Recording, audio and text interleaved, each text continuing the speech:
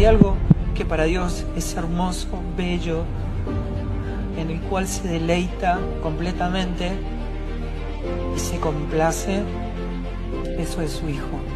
Él es todo lo que le glorifica y nosotros estamos en Él. Su vida es nuestra vida. Su experiencia es nuestra experiencia. Si lo saben, cuando Él estaba crucificado, nosotros estábamos en Él. Cuando Él resucitó, nosotros estábamos en Él. Ni vos ni yo estuvimos ahí, pero así es como el Padre elige vernos. El Evangelio no es algo que se pueda imitar. El Evangelio es una naturaleza, es una persona, y la naturaleza es inimitable. Aunque un teriam diga o percibirse con un animal, si se siente mal tiene que ir a un médico y no a un veterinario, y si se golpea el dedo chiquito contra un mueble, no dice wow, dice ay, ya me dolió, porque la naturaleza es inimitable. El diablo puede imitar cómo cantamos los cristianos, el diablo puede imitar cómo predicamos, puede imitar cómo nos saludamos entre los hermanos, puede hacer un grito de júbilo, pero lo que nunca va a poder imitar el diablo es nuestra naturaleza divina. Porque nosotros no podemos imitar la firmeza de los que están en Cristo. El diablo no puede imitar el amor, porque Dios es amor, es su esencia. Desde Buenos Aires, Argentina. Atención, damas y caballeros, sean bienvenidos a la ciudad de Buenos Aires.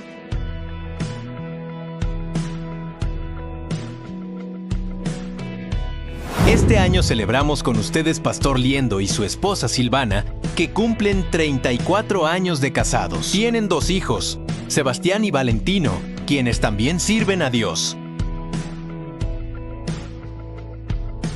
Fabián Liendo es pastor, arquitecto, músico, escritor y conferencista, fundador de Kiosco y director del Proyecto Real. Es autor del libro Invisible, una obra que invita a reflexionar profundamente sobre la vida interior, el carácter y la transformación del ser humano desde lo oculto hacia una vida auténtica y coherente con la verdad de Cristo. No somos gente que creemos en Dios, sino gente que damos evidencia de una sustancia llamada vida, que es Cristo. En 1994 fundó la banda Kiosco en Buenos Aires junto a otros músicos cristianos argentinos. La banda rápidamente se convirtió en una de las agrupaciones cristianas más influyentes del rock latino. Amar es correr el riesgo de darle tu corazón a una persona y que te lo devuelva porque no lo quiere, pero Él miró el fruto de la aflicción de su alma y quedó satisfecho, completamente satisfecho.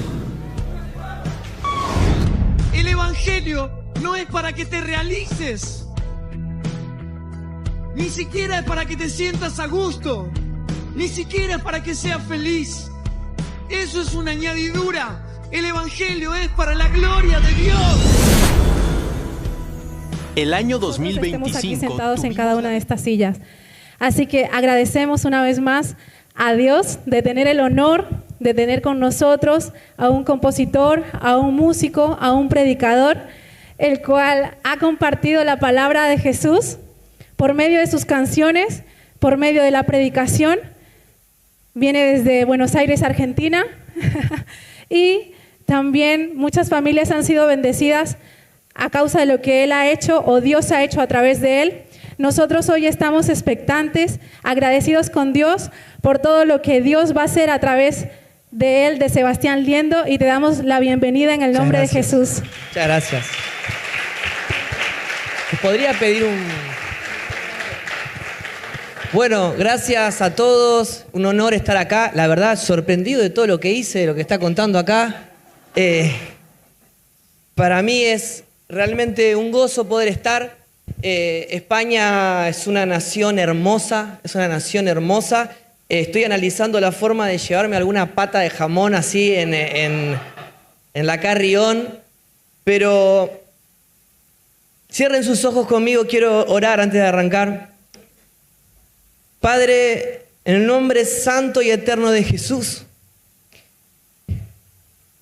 a través del poder del Espíritu Santo, Señor, en este momento, Señor, toda palabra que salga de mi boca, Señor, que sea dirigida desde tu corazón, De la abundancia del corazón habla la boca, y de la abundancia del corazón del Padre Eterno habló su boca y habló Cristo, Señor. Padre, permitime y permitinos en este fin de semana, en estos días que vamos a estar juntos, poder hablar Cristo, esa palabra, esa espada que penetra hasta lo profundo y separa todo lo que es Cristo y lo que no es Cristo, Señor. En el nombre santo y eterno de Jesús, en Cristo se nos ha sido dada una autoridad sobre todo nombre, sobre todo principado, sobre toda potestad, sobre todo demonio, Señor, sobre todo murmurador. En el nombre santo y eterno de Jesús, los echamos fuera de este lugar, los echamos fuera de nuestros pensamientos, los echamos fuera de nuestros oídos, Señor, para no perderle el valor a la palabra. Padre, en el nombre santo y eterno de Jesús le otorgamos valor en esta mañana, en esta tarde, Señor, a tu palabra, a tu persona, Señor. No permitas, Señor, que se nos escape ninguna faceta de Cristo en estos días, Señor. En el nombre santo y eterno de Jesús, amén y amén. Le damos un aplauso al Señor.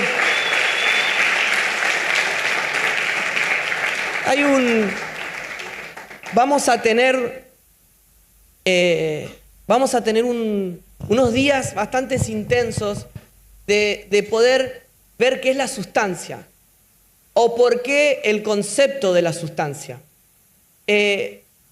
Entonces, en este primer día vamos a hacer capaz mucho fundamento y necesito que me sigan porque va a ser muy importante lo que se va a comentar hoy para poder seguir todo lo que vamos a seguir construyendo estos días.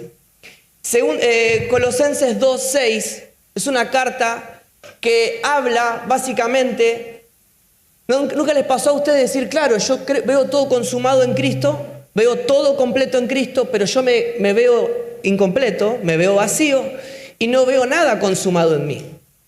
Entonces es un desafío.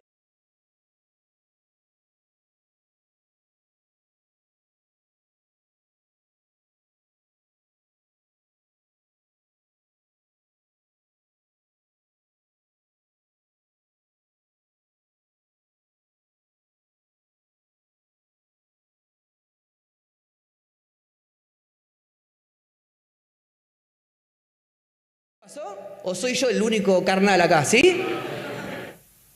Entonces, miren lo que dice Corintios 2:6, pregunta a todos nosotros lo que decimos, ¿y ahora qué? ¿Ahora qué hacemos? Y miren lo que dice, por tanto, de la manera en que habéis recibido al Señor Jesucristo, fíjense, la palabra que dice al Señor Jesucristo, lo primero que ocurre, dice, al Señor, Cristo no viene a visitar, hermanos, ¿saben a qué viene? A gobernar. A gobernar. No viene a traernos emociones, viene a gobernar nuestras emociones. No viene a aparecer en ciertos dones o en cierto tiempo, viene a gobernar. Él es dueño de nuestros días, Él es dueño de nuestra eternidad, Él es el dueño de nuestra vida. Entonces dice, porque imagínense, ¿no? Un huésped llega a su casa, hoy podemos ir a la casa del pastor, por ejemplo, y podemos decir, no, cambia el mantel. No me gusta el mantel de la mesa porque la verdad no me está gustando. Cámbialo. O no, cambia el tipo de mesa, no me gustan los sillones, no me gusta esta ventana, cámbiala. Entonces cuando me vaya el pastor va a decir, ¿y desde que ganaron un mundial están todos agrandados los argentinos, dice. Vienen a cambiarlo todo. ¿Por qué? El que decide sobre la casa es el dueño de la casa, no es el huésped, hermanos. Entonces, lo que tenemos que entender es que el huésped opina sobre la casa. El dueño gobierna en la casa. Hermanos, la iglesia no necesita gente que opine sobre la iglesia. Necesitamos reconciliadores, gente que entienda el gobierno de Cristo. Entonces, nosotros tenemos que entender, si hemos recibido a Cristo, lo hemos recibido como gobierno, como rey. Y dice, si lo hemos recibido, anden en Él. Porque ahora ya no es alcanzar los méritos, sino ahora es caminar sobre lo alcanzado. Entonces empieza a cambiar porque hay un proceso de la vida, de entender la sustancia, que si ahora entendemos su gobierno, empezamos a entender lo alcanzado. Pero empieza el proceso. ¿Cómo caminamos nosotros este proceso? Y dice 4 puntos súper importantes que no los voy a tocar hoy, pero hoy va a ser el inicio de lo que vamos a hablar en estos días. Dice, arraigados, hechos raíces, asegurando en qué piso dejamos la semilla. Arraigados, ¿por qué, hermanos? Porque la raíz garantiza el fruto. Garantiza el fruto. Dice después, sobre edificados en él. Luego dice, confirmados en la fe. Y luego dice, y como habéis sido enseñados, abundando en acciones de gracia. Hermanos, hemos recibido todo en Cristo, pero no todo lo que hemos recibido lo hemos desarrollado como iglesia. Y el gran punto en este tiempo es entrenarnos y desarrollar lo que hemos visto en Cristo. Muchos hemos recibido el Evangelio como semilla porque mismo Jesús lo plantea como una semilla. Jesús dice, el Evangelio es como una semilla. Él es la semilla que tiene que caer sola y morir. Ahora, imagínense que metemos esa semilla recibida en una caja. Y en vez de tirarla a una tierra, la hemos guardado en una caja de zapatos que tenemos en nuestra casa. Si vamos en 5 años y abrimos la caja, ¿qué va a haber? Una semilla. Vamos en 10 años, una semilla. En 20 años, una semilla. Y muchos decimos, che, yo me congrego hace 5 años y estoy igual. Me congrego hace 10 años y estoy igual. Me congrego hace 20 años y estoy igual. ¿Por qué? Hermanos, hemos guardado al Evangelio, a la semilla, a la sustancia en una caja y no cayó en tierra, en buena tierra. Entonces, tenemos que entender que la semilla debe caer en tierra, debe ser partida a través del poder de la cruz para empezar a hacer raíces, para ser arraigados, sobreedificados, confirmados, para luego caminar en sus acciones de gracia. Ahora, ¿dónde empieza el conflicto? 1 Corintios 1:18 dice, porque la palabra de la cruz es necedad para los que se pierden. Si ustedes van a su trabajo y le dicen a la gente, no, dice, me tengo que morir a mí mismo. La gente, ¿qué dice? ¿Qué le pasa a este? No, tengo que pedirme días de trabajo. ¿Por qué? Y porque tengo un encuentro en la iglesia y pierdo vacaciones y pierdo dinero y estoy todos los fines de semana ahí metido. La gente dice, está re loco. ¿Cómo vas a hacer esto? Y decir, no, tengo que amar a mis enemigos, tengo que atravesar el proceso, tengo que abrazar la cruz, tengo que abrazar la muerte. Y de repente la gente te escucha y te puede decir, este está totalmente loco. Pero Dios dice, a través del apóstol Pablo, para el mundo, la cruz, el poder, la palabra de la cruz, va a ser necedad, va a ser locura. Ahora, para nosotros, dice, los salvos, los hijos de luz, es poder de Dios. Hermanos, una iglesia poderosa no es una iglesia con mucha gente ni con muchos recursos. Una iglesia poderosa es la que entiende el poder de la cruz. El que entiende la palabra de la cruz. Una familia poderosa no es una familia bien acomodada en una ciudad, ni con salud, ni con muchos hijos, ni con muchas cámaras de seguridad en su casa.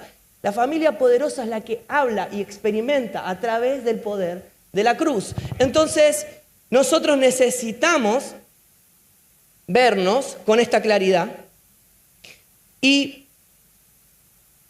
ahí está.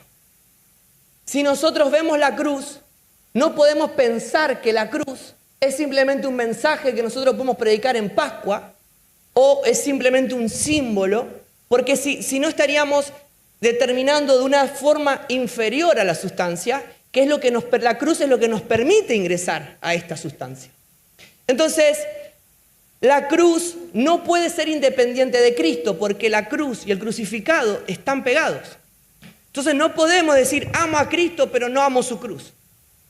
Es porque es lo mismo. Nosotros para entender a Cristo tenemos que entender su cruz. Porque para vivir a Cristo nosotros primero tenemos que entender su cruz. Para ver a Cristo resucitado primero tenemos que entender al Cristo crucificado. Pero el por qué Jesús necesitó morir. ¿Por qué Jesús necesitó ir a la cruz?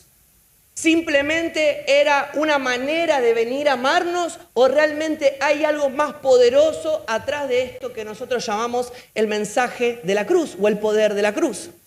Entonces, nosotros vamos a empezar a determinar la misma pregunta que se hace Pilato. Pilato lo ve a Jesús, ve a la gente vuelta loca y dice, ¿qué voy a hacer con este? ¿Qué haré con este? ¿Por qué? Porque esa es la pregunta que constantemente suena con nosotros. Recibimos una palabra, recibimos una expresión de Cristo, recibimos una porción de verdad y decimos, ¿qué voy a hacer con este? Ahora les digo, hermanos, si ustedes salen de estos ámbitos de verdad, donde las hachas se afilan y no deciden en base a lo que Dios les habla, van a decidir en base a lo que el diablo y la cultura les va a ofrecer. Porque no existen grises en el mundo espiritual. Entonces, Pilato mira y dice, ¿qué voy a hacer con este? Dame razones para no crucificarte, dame razones para tomar una decisión, ¿no? Y dice las Escrituras que tiempo más adelante, minutos más adelante, en Juan 19:23, la cruz de Cristo estaba plantada y firme en este lugar. Él estaba crucificado. Había gente de un lado que estaba llorando. Había gente que se estaba riendo. Había gente que solamente era chusma. ¿Saben lo que es chusma? ¿Sí? Pastor, avíseme si digo algo que está mal, ¿eh? Sí. Hoy le preguntaba al pastor, díganme si hay alguna mala palabra que para los argentinos sea normal y para ustedes no. Bueno, gente chusma. Gente que iba a ver, dice las Escrituras, que había gente que estaba mirando quién era este que había armado tal descontrol. Entonces dice Juan 19:23, cuando los soldados crucificaron a Jesús, tomaron su manto y lo partieron en 4 partes, una para cada uno de ellos, y también tomaron su túnica, la cual no tenía costura, sino que era de una sola pieza, tejida de arriba abajo. Y ellos empezaron a decirse, no la dividamos, sino echemos suerte. Hagamos un sorteo, que venga el pulpo Paul y diga a ver quién gana las túnicas. Entonces, así hicieron los soldados. Esto sucedió, dice las Escrituras, para que se cumpliera cuando dice, se repartieron entre ellos mi manto y sobre mi ropa echaron suertes. ¿Qué pasa? Está la cruz, pero ellos están diciendo, ¿con quién se queda con el manto? ¿Quién se queda con las posesiones? Podemos estar enfrente al mensaje de la cruz, podemos estar enfrente a la persona de Jesucristo, pero estar pensando en las posesiones terrenales. Podemos estar pensando, ¿quién se queda con cierto ministerio? Podemos estar pensando con quién se queda con cierto lugar dentro de la iglesia. Podemos ver con quién se queda cantando como principal, o como coro, o como baterista, o como guitarrista. Podríamos decir quién está como el mejor ujier del año, quién podríamos estar pensando y nosotros luchando constantemente durante toda nuestra vida por posesiones de Jesús, por cosas, y su cruz no significa nada para nosotros. Esa muerte para nosotros no es nada. Entonces nosotros podemos chocarnos con la palabra de la cruz todos los fines de semana de nuestra vida y que esa cruz no signifique nada. Es simplemente locura. Pero en ese lugar se está expresando el máximo ámbito de poder de la historia. El poder de Dios se manifestaba en esa cruz. Pero ellos querían quedarse con una túnica. Hermanos, hay inconsciencia. Tenemos eventos trascendentales. Y nosotros vemos gente que está a los pies de la cruz de Cristo, pero son ajenos a la muerte de Cristo, pero que ahí está el poder. Entonces, la muerte de Jesucristo no me transforma. Entonces, como no me transforma, no cambio mi manera de vivir. Como no cambio mi manera de vivir, no cambian mis pensamientos. Como no cambian mis pensamientos, no cambian mis destinos. Y empezamos en un ciclo repetitivo de dolor. Y nosotros, como esa muerte no nos moviliza, no nos movemos. Ustedes saben que ustedes se mueven por lo que tienen valor, obviamente. Si ustedes vienen a alguien y le dice, por ejemplo, perdí 1 euro. ¿Cuánto van a estar buscando 1 euro? 2 minutos. Se van a estar fijando si no lo encuentran, Ahora imagínense que pierden 15.000 euros. Nos ponemos en la puerta y decimos, nadie se va de acá. 15.000 pavos, ¿no? Le dicen. Pero miro muchas series españolas y tengo muchas palabras por decir, ¿eh? Quiero que... Me tengo que sacar las ganas, nada más. Entonces, cuando uno tiene valor, se mueve. Cuando uno tiene valor, nuestra familia ha pasado muchos años dentro de hospitales, ayudando a otras familias. Nosotros hemos tenido una experiencia de muerte familiar temprana. Uno de nuestros hermanos, el del medio, falleció. Y luego mis padres empezaron a trabajar en hospitales ayudando a padres en la misma circunstancia. Y nosotros veíamos a las personas que entraban y salían de los hospitales capaz a llevar un trámite, llevar algo, pero cuando ves a un padre de un niño, cuando aparece el médico a dar su parte, están desesperados. No importa nada. Vos después luego ves al médico y no pasa nada, porque como no viene información para vos, no tiene valor. El oído está cerrado, los ojos van para otro lado, porque lo que vos le das valor es lo que te moviliza. Las mesas donde vos llegás 5 minutos antes es lo que le asignaste valor. Mi hermano, yo viajo bastante y siempre digo, cuando llego a mi casa voy a poner el aire acondicionado en 18, voy a poner las blackout de mi habitación, voy a ponerme a ver series españolas, ¿sí? O a ver El Chiringuito, puede ser. Y digo, ya está, paso mi tiempo así. Y me levanto solamente para ir al baño, para agarrar helado, para agarrar un mate, pero nada más. Y el Señor un día me habló. Y el Señor me decía, ¿cuántas horas puedes pasar? Y horas, yo puedo pasar horas y horas y horas. Y después cuando una persona predica más de 40 minutos, pastor, ¿qué le dicen? Y no, sabe que la mente del ser humano no puede aguantar más de 40 minutos, ¿no? Está comprobado científicamente. Hermano, el problema no es la atención, el problema es el valor que nosotros le depositamos, hermano. Entonces, si nosotros no le aplicamos un valor a la cruz, ¿cómo nos vamos a movilizar? ¿Cómo nosotros nos vamos a dar por perdida nuestra vida? ¿Cómo nosotros vamos a morir a nosotros mismos? ¿Cómo nosotros no vamos a estar mirando en nuestro bolsillo, los costos, un montón de cosas, si no le asignamos un valor? Entonces ellos, muy preocupados por el manto, porque vieron que hay un concepto hoy en día de la palabra legado que es muy fuerte. Antes, cuando yo era adolescente, la palabra legado no existía, era el hijo de. Y el hijo de no era una persona bienaventurada, hermano, era una persona la cual luchaba muchísimo. Entonces, pero hoy en día hay mucha gente a mí que me dice, ¿cómo honro el legado de tu hermano? Me dicen muchos, porque piensan que tenemos casi la misma edad, porque él está muy bien y yo estoy muy mal, ¿no? O sea, como... Y la gente me dice, ¿cómo honro el legado de tu hermano? Yo, no, mi papá, más todavía, no. ¿Cuántos años tiene tu papá? Me preguntan, ¿viste? Pero ¿qué pasa? Porque está metido entre nosotros esta idea del manto, ¿no? De Eliseo, de Elías. Pero, hermanos, Jesús murió en una cruz, no por un elegido. Jesús no murió por una familia. Jesús no murió por cierto sector del mundo evangélico.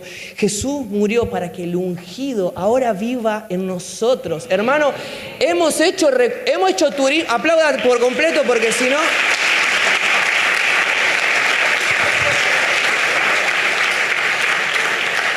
Esto para que no deseemos el manto ni la unción de nadie. Justo ayer hablábamos con unos hermanos y decíamos, mucha gente en el mundo cristiano no tiene pelo, es calva, de tanto poner la cabeza para que le unjan, para que le pase la unción. Entonces, ¿qué ocurre, hermanos? Nosotros estamos acá enroscados, queriendo las posesiones, la unción de uno, el manto del otro. Cierto ministerio, ciertos lugares, ciertas atracciones, pero lo que está ocurriendo es esa cruz, porque juntamente con Él nosotros estábamos siendo crucificados y tenemos que entender que su muerte es nuestra muerte, que su sepultura es nuestra sepultura y que cuando Él resucitó entre los muertos nosotros hemos resucitado juntamente con Él. Entonces, ¿cuál es la problemática del hombre, hermanos? ¿Por qué el hombre es tan inconsciente? Porque nosotros podemos decir, y los soldados romanos eran medio, ¿cómo van a...? Estaba Jesús ahí, se pusieron a pelear por unos mantos, luego decir, o Pedro, decimos, ¿cómo Pedro va a negar a Jesús? O Judas por unas monedas. Y uno se pone a pensar en la Biblia y puede decir, eran todos, ¿por qué no existíamos nosotros hace 2000 años? Hubiésemos hecho todo bien, ¿no? Porque tenemos esa costumbre. Pero es la representación de la humanidad, los 12 discípulos. Son una representación de lo que somos y somos una representación de la inconsciencia del por qué el ser humano no porta por naturaleza la sustancia de Dios. Entonces, ¿cuál es la problemática? Si nosotros analizamos Génesis, en Génesis vamos a ver la problemática de Dios, la problemática del hombre y la solución de Dios. Van a ver en Génesis que Adán y Eva pecan, comen de un fruto prohibido, y cuando comen de un fruto prohibido, Dios comienza, los quita, mata a un animal, los reviste con ese animal, que es una imagen de lo que va a ocurrir con Cristo, pone ángeles con espadas de fuego, y le dice, no van a poder volver, y dice la primera profecía de la historia. No había profecías antes. Y él le dice, en el vientre de esta mujer va a venir la persona que le pise la cabeza a la serpiente que a ustedes los tentó y los lanzó. Entonces ustedes van a ver, Mateo específicamente, pero si ustedes quieren analizar toda la genealogía que hay en la Biblia, todos los terremotos, todo lo que hubo, inundaciones, fuegos, guerras, asesinato de niños, todo lo que fue pasando, Dios fue cubriendo una generación de la persona que llevaba la semilla, la simiente. ¿Por qué David vence a Goliat? ¿Porque él sabía tirar piedras? Porque él conllevaba la simiente de Jesús. Hermanos, nosotros no es que el diablo se levanta contra nosotros, el diablo se levanta contra lo que portamos. Entonces nosotros tenemos que entender la batalla. Porque Dios cubre, Dios ama, Dios cuida, Dios le da autoridad solamente al que porta a su hijo, al que está en su hijo. Entonces, históricamente, si ustedes ven, desde Adán y Eva, luego de la caída, hasta Jesús, Mateo hace toda una genealogía diciendo, acá llegó Jesús. Esta es la profecía que Dios dijo en el principio de los tiempos. Van a ver a Pablo diciendo, este es el misterio que fue dicho desde los siglos y las edades, desde las primeras edades. Desde los primeros tiempos hay un misterio, porque desde que Dios le dice eso a Adán y Eva, la pregunta es, ¿quién es el Mesías? Todo el tiempo era, ¿serás tú? ¿Serás tú? ¿Serás tú? ¿Será este? ¿Será este? ¿Será este? ¿Será este? Porque había un misterio. Un misterio que hoy nadie todavía lo puede entender porque esto es locura para los que se pierden, pero es poder de Dios, pero lo que está oculto lo vemos en Cristo, es la imagen del Dios invisible. Todo lo que estaba oculto, Cristo lo puede traer a la luz, lo puede mostrar. Ahora, ¿cuál es la problemática del hombre? El hombre cuando peca, el gran problema es que se queda sin dimensión de Dios. El hombre era creado a imagen y semejanza. De repente la imagen es la imagen de Él, es su sustancia, y luego las semejanzas son sus hechuras, lo que Él hace. Entonces el hombre dejó de tener semejanza de Dios, porque ya lo que hacía no representaba a Dios. Entonces el primer gran punto es que en el Edén, antes el hombre era fructífero, tenía comunión perfecta con Dios y ejercía dominio. Cualquier cosa que él hacía daba fruto. Cualquier cosa que le ocurría daba un buen fruto. Él le podía ejercer dominio, le podía poner nombre a los animales, le podía poner función a los animales y tenía una comunión perfecta con Dios. Ahora cuando ellos pecan, se les pierde el GPS. Ellos de repente no tenían dimensión espiritual. Por eso ellos creen esconderse de Dios en un arbusto.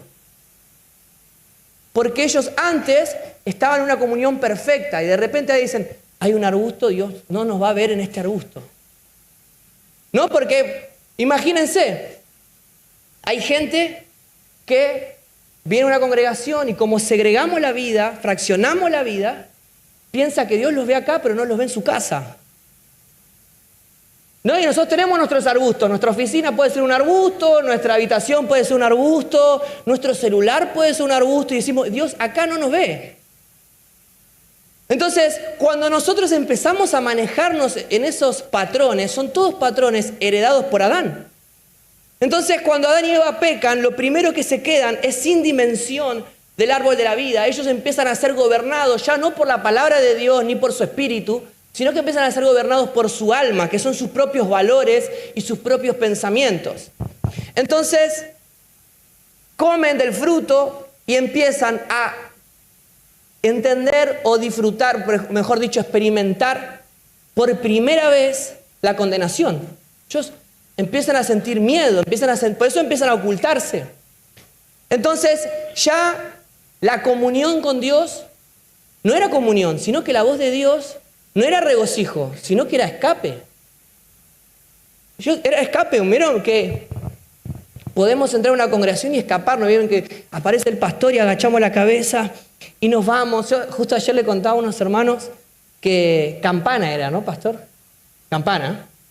Y cuando yo iba a la escuela, en Argentina se dice ratear, ¿no? Pero acá se dice hacer campana, que es, vas a la escuela pero no entras a la escuela, ¿no? ¿Lo conocen eso?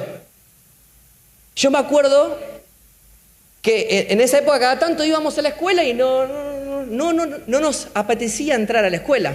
Entonces, obviamente todo esto era en secreto y me estoy confesando delante de mis padres, pero esto era un secreto y yo nunca me voy a olvidar el día que me crucé con una hermana muy conocida de la iglesia y hacemos un contacto visual, fingimos demencia los dos, yo todo vestidito de...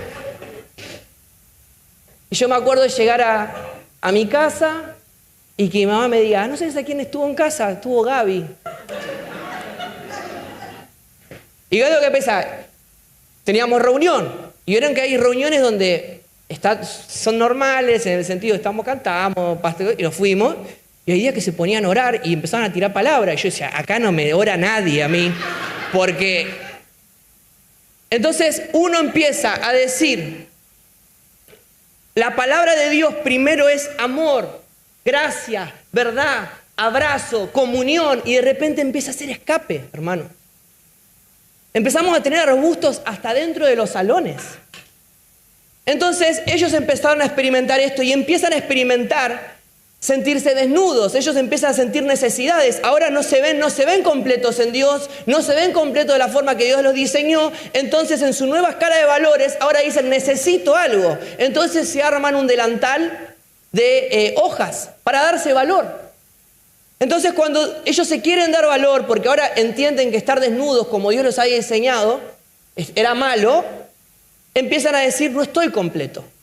Entonces rápidamente le quiero mostrar los personajes que aparecen, porque la iglesia está en un círculo de engaño constante y hay patrones de engaño. El primer personaje, que es como el principal de este engaño, es la serpiente. La serpiente no es simplemente un bicho que se usó para generar miedo o ejemplificar, sino que la serpiente es toda idea, toda religión o todo concepto que nosotros usamos como fuente por fuera de Dios. Entonces, punto número 1, ¿cómo engaña a la serpiente? Como religión, diciendo con que Dios les ha dicho esto. Lo primero que usa es engañar con la palabra de Dios. Lo primero que usa es cuestionar la palabra de Dios.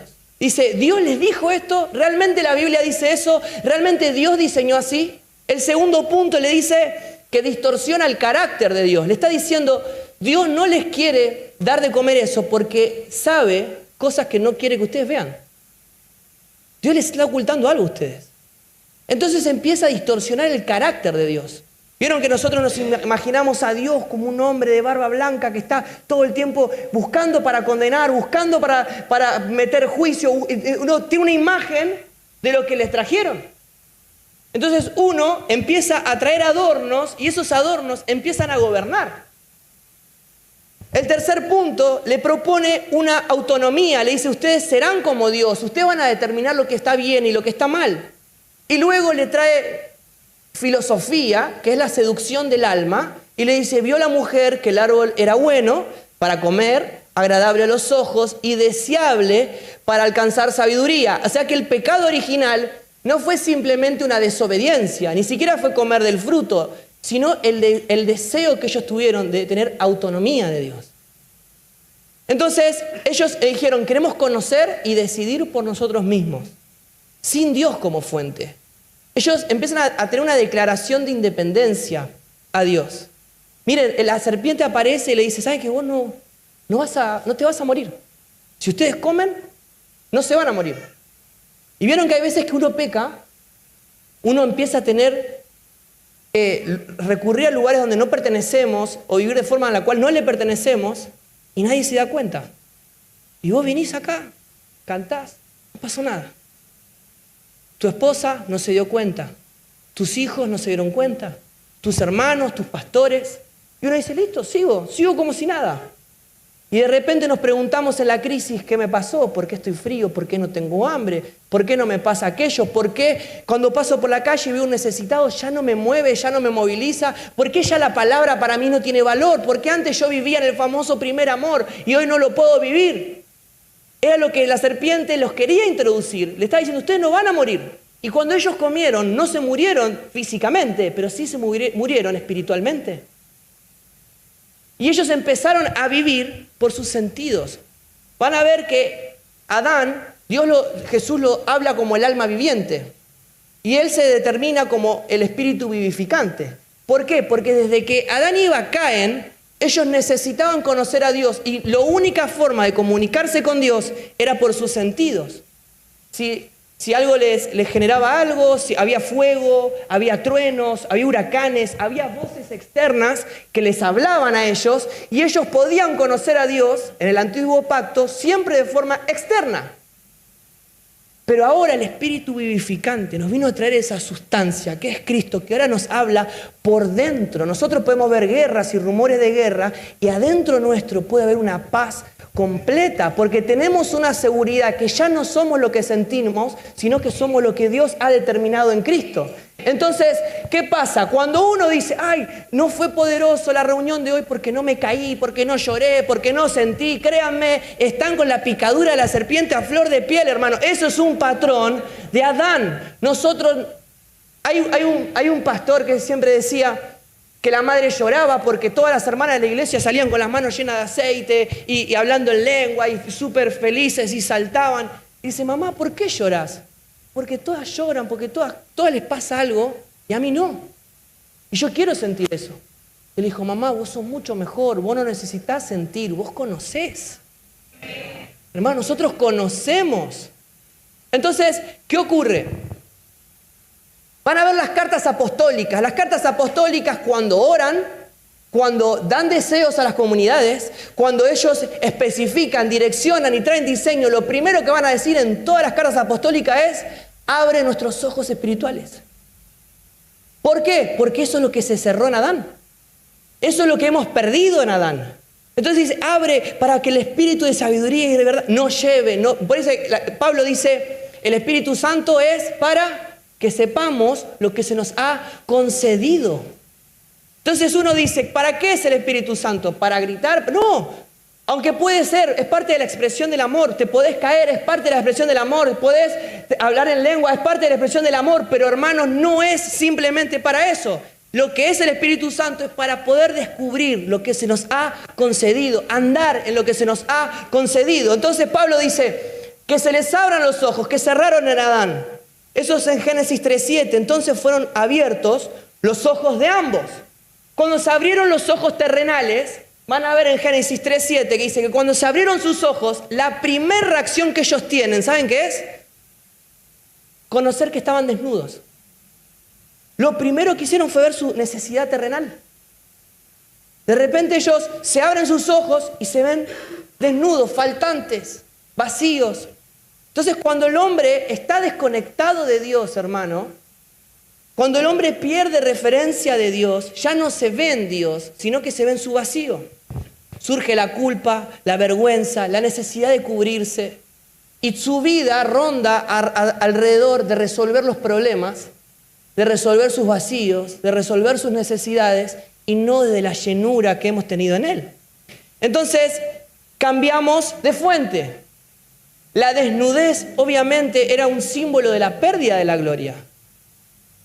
Cuando ellos se vieron desnudos, dice un teólogo, es como que su brillo se hubiese perdido, se hubiese ido. Ellos habían perdido la imagen, ellos habían perdido la sustancia, y de repente se fue, y se ven de forma física. Ellos les dicen después, ustedes serán como Dios. Y era otra mentira, porque ellos ya eran como Dios. Miren lo que dice 1 Juan 4:17. En esto se perfecciona el amor en nosotros, para que tengamos confianza en el día del juicio.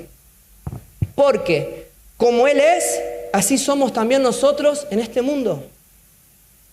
No hay 7 pasos para ser como Dios. Hay una persona para ser como Dios, que es Cristo en nosotros, hermano. Dice que nadie te venga a vender a un curso para ser como Dios, ni nadie te venga a decir cómo tenemos que hacer, hermanos. Ahora, nosotros como Él es, así somos. Cuando nosotros lo contemplamos y entendemos toda su gloria, su belleza, empezamos a entender lo que portamos, hermanos. El Espíritu nos recuerda lo que nosotros sabemos de Él, lo que Él contemplamos de Él, lo que comimos de Él. Entonces, la serpiente le dice, si vos haces esto, te vas a convertir en lo que realmente ya sos. Después le dice, vas a conocer el bien, vas a conocer el mal. Y esta es otra mentira, porque en realidad lo que está diciendo era, establecete lo que está bien y establecete lo que está mal. Y el mal de esta generación es abandonar la imagen de Dios, hermanos. Es establecer nuestro propio bien. Y el árbol del conocimiento del bien y del mal es en base a lo que yo quiero, lo establezco. Algunas formas modernas de este engaño puede ser, por ejemplo, tu identidad está en lo que lográs, en lo que tenés, en lo que lucís, en el auto que tenés, en el trabajo que tenés, en el reloj que tenés. Vieron que hoy en día está muy de moda definir tu propia identidad por lo que sentís, ¿no? Acá llegaron los Terian ya, que son como gente que se siente caniche toy y se mueve como caniche toy. Bueno, en Argentina fue como plaga hasta que llegó la perrera y muchos en Argentina son Terians, ¿no? Que son gente que se siente perros y vive como perros. Ahora imagínense un Terian cuando se levanta a la mañana y está yendo a buscar algo para tomar y le pega con el dedo chiquito a un mueble. ¿Qué grita? ¿Guau, guau, guau? ¿O grita, ay, a quién puso esto acá? ¿Por qué? Porque lo que sale en la crisis, hermano, es la naturaleza. No es lo que imitamos. Es nuestra naturaleza. Entonces, pero el mundo, ¿qué te dice? Establece tu identidad. ¿Vos te sentís así hoy? ¿Te sentís un perro? Sos un perro. ¿De qué forma te sentís? Lo puedes hacer porque esa es tu identidad. Establecé, comé. Entonces, Pablo dice que estos son fortalezas mentales, altiveces que se levantan en contra del conocimiento de Cristo. Eso está en 2 Corintios 10. Son patrones heredados desde el Edén, que son instalados en nuestra mente carnal. Por eso la renovación está en la mente, pero en el espíritu. Dice Efesios 4:23, sean renovados en el espíritu de su mente y vístanse del nuevo hombre, el cual es semejanza de Dios, ha sido creado en la justicia y la santidad de la verdad. Y está hablando constantemente de la renovación del espíritu para entender las paternidades que tenemos en nuestra vida. Porque uno puede ser criado bajo la paternidad de la verdad o la paternidad de la mentira. Van a ver que Génesis 3, todo el tiempo, Génesis 3, 4, la serpiente le dice a la mujer, ciertamente no van a morir. La serpiente le empieza a ofrecer eternidad. Miren, acá están habiendo los orígenes de las religiones por fuera de Jesucristo. Él dice, acá va a haber eternidad. Ustedes si no pueden ser eternos sin Cristo, sin comer del árbol de la vida. Y en el engaño de las religiones no comienza en la Edad Media, no comienza con ciertos dictadores, comienza en el Edén. El mal del mundo comienza en el Edén, con un engaño. Hermano, la gente que está en otras religiones no es gente ignorante, es gente mordida por la serpiente. Dice, ustedes van a encontrar eternidad por fuera, ustedes no se van a morir. Dice, porque Él sabe que el día que coman se les abrirán los ojos y ustedes serán como Dios. Y empieza a plantear acceso a revelaciones con fuentes diversas sin Cristo. Empieza a tomar la palabra y sacarla de contexto para usarla como pretexto, para relativizar todo. Luego en el versículo 11, miren cómo empieza a ver el origen de la desorientación sexual. Van a ver cómo acá hay un engaño en la sexualidad. Le dice, ¿quién te ha hecho saber a ti que estaba desnudo? Ahora, ¿cómo tu sexualidad para vos es diferente a la que yo te estoy diseñando? Entonces, si hay una persona que está peleando con su sexualidad, no tiene que cambiar simplemente su forma de ser o simplemente sus actos. Tiene que entender el engaño que ocurrió en el Edén. Porque ahí comenzó el engaño. Hay una naturaleza de engaño. Dice a ustedes, alguien les enseñó que estaban desnudos. Y empieza a depositar. ¿Quién te enseñó? Y empezamos a ver que la humanidad empieza a tener información sobre la sexualidad en otra fuente que no es Dios. Y vemos cómo esto empieza a determinar nuestros accionares. Vemos cómo en el mundo, hermanos, Cristo va siendo quitado de las películas. Ustedes ven películas, series, se van a dar cuenta que si Cristo es mencionado es de forma absurda o para quitarle valor. Van a ver las canciones que van a sonar en las radios. Si Cristo suena es para hacerlo de burla o para quitarle valor. Van a ver los políticos. Si ustedes los ven los discursos políticos, van a usar a Dios como de burla o para quitarle valor.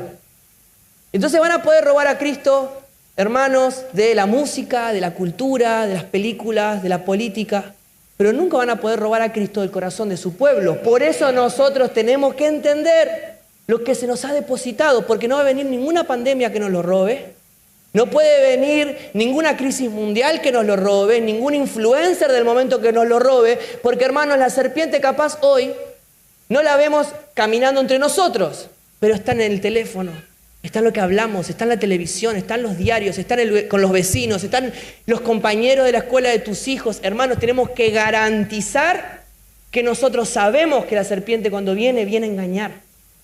Y tenemos que identificar los pisos de engaño en el cual nosotros estamos sembrando. Tenemos que determinar que hay pisos que son de engaño, que son tóxicos y que son fuentes por fuera de Dios. Ahora,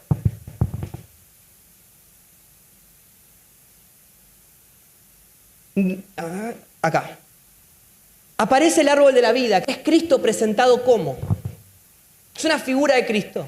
El árbol de la vida, dice Génesis 2:9, y Jehová Dios hizo nacer de la tierra todo árbol delicioso a la vista y bueno para comer, y también el árbol de la vida en medio del huerto y el árbol de la ciencia del bien y del mal. Dice que el árbol estaba en el centro, pero no en el centro geográfico, sino que estaba en todos lados. En Él, por Él y para Él fuimos nosotros creados. Él es la división de antes y después de Cristo. Él de repente separó la humanidad en dos. Y dice las Escrituras que el árbol de la vida estaba en el centro. Cristo es el centro de toda creación. Cristo es primero. Cristo es el todo. Y dice las Escrituras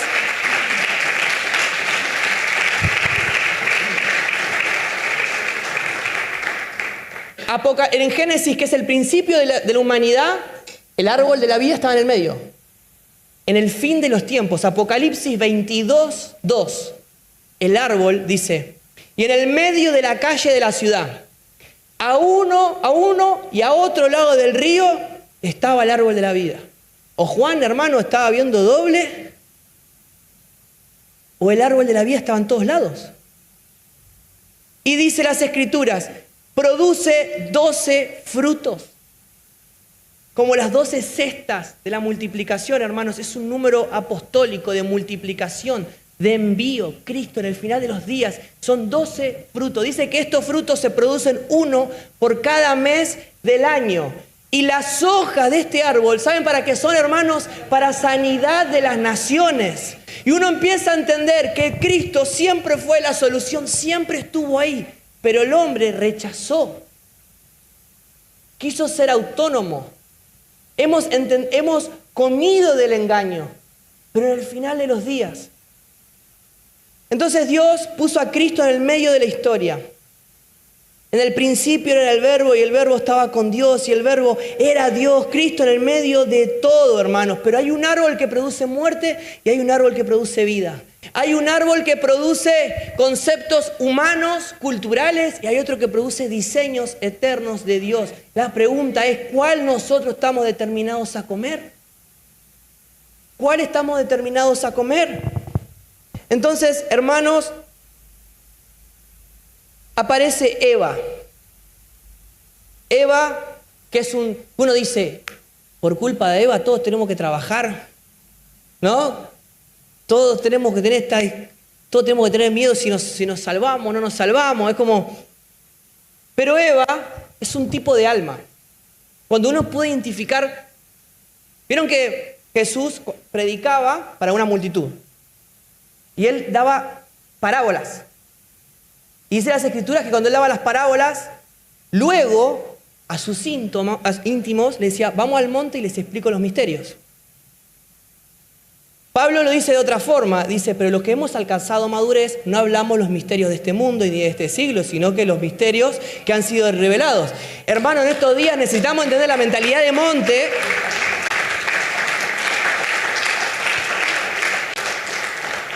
La revelación de Jesucristo nos permite ver lo que otros nos ven.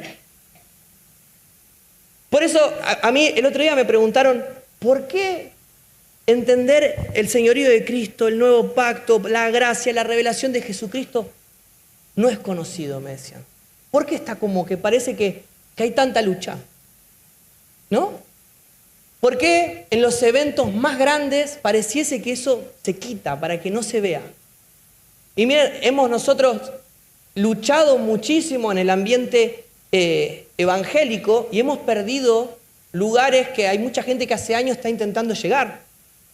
Porque vimos que Cristo ahí no es un tesoro. Y la pregunta me decían, ¿y por qué? Porque el misterio está oculto, hermanos. El misterio está oculto, solo se puede ver a través de la cruz.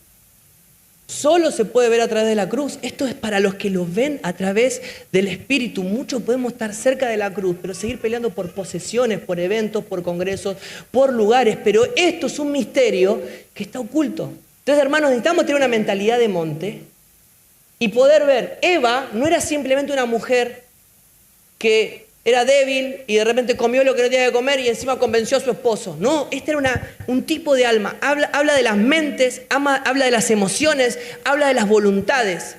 Pablo, en 2 de Corintios, toca este punto y les dice, en 2 de Corintios 11:3, yo me temo, le dice, miles de años después de ese suceso, le dice, yo me temo que como la serpiente con astucia, ¿qué está diciendo? La misma serpiente con mucha astucia los engañó a Eva, hoy nuestros sentidos sean extraviados. Está diciendo la misma serpiente, está hoy. ¿No? Y como estuvo con Pablo, estuvo con Eva, puede ser que esté acá en Valencia también la serpiente, ¿o no? Y dice, ahora la serpiente les ataca sus sentidos y los extravía. ¿Pero a dónde extravía? La serpiente siempre extravía desde el mismo lugar. Dice, ahí está, ¿dónde está? Son falsos. No, esto es otro. ¿Dónde está? El 3, no el 13. Me temo, dice, vuestros sentidos sean de alguna manera extraviados de la sincera fidelidad a Cristo, que se ha extraviado del árbol de la vida. Dice, yo estoy preocupado porque, hermanos, la serpiente es la misma. No hay otra serpiente. El engaño es en el mismo lugar, es en la mente. ¿De dónde quita la atención el engaño? Del árbol de la vida, que es Cristo. ¿Dónde pone la serpiente tu atención? En los conceptos de este mundo. Entonces dice las Escrituras, no desvíen la mirada del árbol, no escuchen a alguien que no predique a Cristo, no depositen su vida en un lugar que no sea en la roca firme, no construyan en un lugar que no sea en el monte alto, en el peñasco. Sobre la roca, sean coherentes, sean conscientes en el tiempo en el cual vivimos, dice el apóstol. Estos son tiempos urgentes. Entonces la serpiente dice, traigo el mismo engaño y traigo cosas parecidas a Jesús, traigo cosas parecidas a sus realidades. Nos podemos traer su manto, nos podemos traer sus sandalias, pero no es Jesús eso, son las cosas de Él. Podemos luchar la vida por actividades, pero eso no es Cristo, son cosas de Él que se desprenden de Él. Entonces, amamos los evangelios donde Jesús no terminó la obra, donde no tiene reino, que Jesús pareciese que sigue peleando las batallas, pero esos son conceptos de un árbol que no es el árbol de la vida, hermanos. Nos manejamos como una forma como si fuese amantes. Nosotros nos gusta el placer que sentimos, pero no tenemos compromiso de vida. Entonces nosotros amamos el gozo, amamos el placer, pero no amamos el compromiso, el desarrollo del carácter, la convivencia, morar. Entonces el Espíritu de Dios, la sustancia de Dios, hermanos, no es algo que anda flotando por el aire, no es algo que anda entrando por distintas iglesias, algo que se busca o que se pacte o que baje. Hermanos, si eso te están diciendo que Dios no es el Espíritu de Dios, hermanos. El Espíritu no es solamente cuando te caes, el Espíritu de Dios es cuando se forma Cristo en vos. Si Cristo no se forma, no es el Espíritu de Dios el que está obrando, hermanos. Si el centro es lo que querés todo el tiempo de tu vida, el centro va a ser lo que vos querés, lo que vos deseás, porque para vos, en vos y para vos va a ser toda tu vida. Hermanos, créanme, es la serpiente que te sigue trayendo el fruto todos los días, te lo sirve a la mesa, a la mesita de luz, te lo trae a tu escritorio y te dice, bueno, arrancá el día comiendo esto. De tus propios conceptos. Entonces, los árboles, hermanos, son parecidos, pero uno es de muerte y el otro es de vida. Entonces, nos tejemos delantales y decimos, bueno, me pongo un delantal y si me compro un auto, ahora sí voy a estar bien. Y si hago esto, ahora voy a estar bien. Y nos ponemos delantales para darnos valor. Pero hubo una palabra que Dios dio. Dijo, del vientre de esta mujer va a venir la persona que le pise la cabeza a la serpiente. Y aparece en una noche, muchos años después, Nicodemo. Y con esto estoy cerrando. Nicodemo se presenta y le dice a Jesús, mira lo que le dice a Jesús, ¿no? Le dice, yo soy maestro como vos. Yo también soy maestro. Él no lo ve a Jesús como un señor, él lo ve a Jesús como un maestro como yo. Es como que un día nos encontremos con Jesús y le digamos, mirá Jesús que yo también sano pie plano, estoy en nivel 1 de milagro, pero hago. Y Nicodemo se presenta en una noche y le dice, yo soy maestro como vos, sin rendición. Y cuando se acerca, le dice, pero hay algo que vos hacés que yo entiendo que sos el Hijo de Dios. Haces cosas que otros no hacen. Entonces le dice, quiero saber cómo es. Muéstrame tu gloria. Entonces, Nicodemo le dice, del misterio, hermanos. Mira, Nicodemo era el erudito, era como el Messi de los judíos cuando era chiquito. Él desde los 8 años recitaba el Pentateuco, que son los primeros 5 libros de la Biblia, de memoria. Si tienen un sobrino, un hijo chiquitito, hermano, pregúntele qué dice Juan 3:16. A ver si lo puede decir. Él era la mente maestra, que luego iba a ser Pablo. La mente maestra, él era la promesa. Y este hombre se le acerca y le dice, él conocía todas las escrituras. Pero la mente terrenal no puede discernir lo que es eterno. Aunque tengas mucha información de Jesús, hermano. Y Jesús le dice, tenés que nacer de nuevo. Y dice, ¿cómo? Yo soy así, mi mamá es así, ponele. ¿Cómo hago para entrar de vuelta al vientre de mi madre? ¿Cómo hago? Entonces, Jesús le dice, tienes que nacer de nuevo. Entonces le trae a memoria una historia. Y le dice, ¿te acordás cuando Moisés estaba con el pueblo y hay una invasión? ¿Se acuerdan de qué? De serpientes. De serpientes. Dice que el pueblo empieza a ser picado por las serpientes. Cuando el pueblo empieza a ser picado por las serpientes, dice que Moisés, como un buen líder, va al monte y dice, ¿qué tengo que hacer? Entonces Dios le da un diseño. Y los diseños de Dios no se contradicen. No se contradicen. Les agarra una madera. Siempre que vemos madera en las Escrituras, vamos a ver una representación de la cruz, hermanos, porque es el madero. Y le dice, agarra una madera, poner una serpiente de bronce y levantala. Cuando la levantes, todo aquel que mire esa serpiente de bronce va a ser sano de la picadura de la serpiente. Dice, ahora Nicodemo, yo te digo lo mismo a vos. Si yo fuese levantado, cuando el Hijo del Hombre sea levantado de la tierra, a todos los atraeré hacia mí. Hermanos, estamos en el momento de nuestra vida de ponerle valor a la cruz. A poder levantar entre nosotros, la cruz de Cristo en nuestros pensamientos, en nuestras mesas, en nuestras canciones, en nuestros trabajos. Levantar la cruz de Cristo. Y cuando contemplamos la cruz de Cristo, hermano, empezamos a ser libres del engaño, como ese leproso que escuchó la palabra, le dijo, eres sano. Pero dice, mientras iban, se sanaron. Arrancamos hoy diciendo, vayan, anden en Él, como lo recibieron como Jesucristo, anden en Él, arraigados, afirmados, confirmados, anden en Él. Caminen, contemplen, pasen este tiempo contemplando quién es Él, su belleza, su eternidad, su gloria, su poder, su autoridad, su gracia. Sí, Señor. Hermanos, nuestro desafío no es alcanzar algo, es caminar sobre lo alcanzado, es abrazar lo alcanzado en Cristo. Ahora, no es retroceder cuando una persona vuelve a la cruz.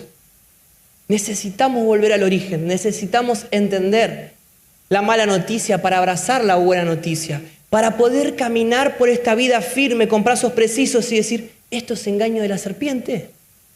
Y Cristo ya le pisó la cabeza a la serpiente. Jesús dijo, en este mundo van a tener aflicción, pero tranquilos, ustedes ya saben que la aflicción a ustedes no los engañe, ¿eh? Que no les haga temblar la aflicción, porque en el consumado yo ya he vencido al mundo. Entonces, hermanos, hoy podemos experimentar estos días otra conversión más, darnos vuelta, girar hacia la cruz y contemplarlo y ser libre. Ahora, los efectos de la cruz, hermanos, son puramente y exclusivos de los hijos redimidos. Cierren sus ojos conmigo. Padre eterno, gracias por este tiempo y por lo que vamos a vivir en estos días, Señor. Gracias porque gracias a Jesucristo de Nazaret, Señor.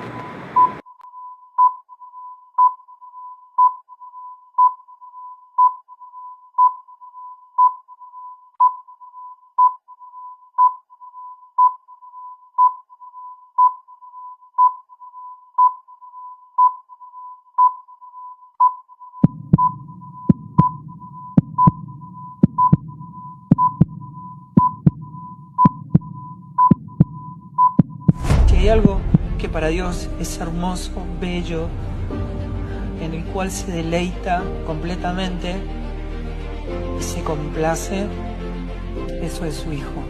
Él es todo lo que le glorifica y nosotros estamos en Él. Su vida es nuestra vida.